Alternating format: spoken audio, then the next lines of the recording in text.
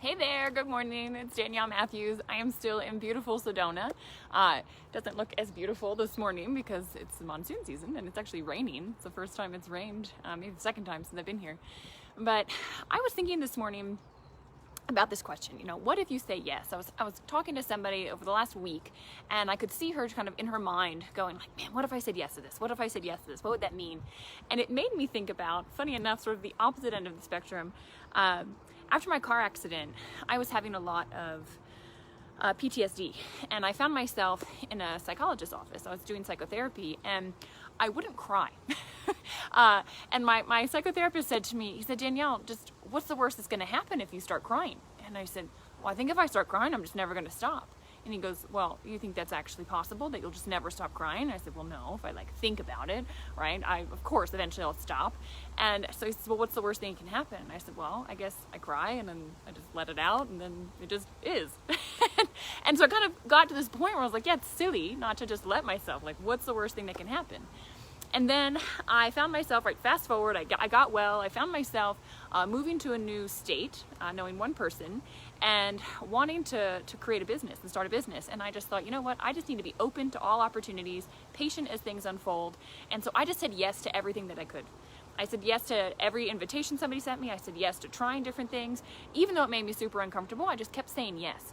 And at one point, I was asked by someone in the company that I work with that is out in Colorado if I would come and do a talk at an event that they were having.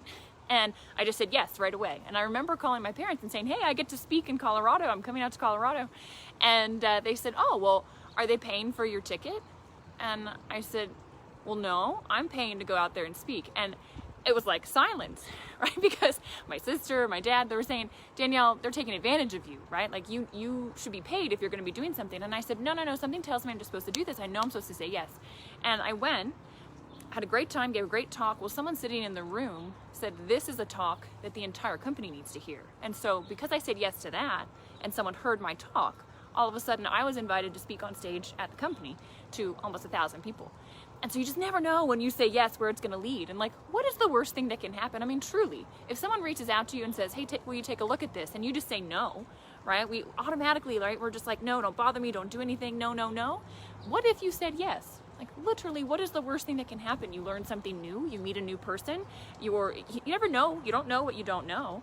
So if you say yes to something, right, it might lead you down a path. And right now, there's so much uncertainty in this world and things have just changed. Everything has shifted.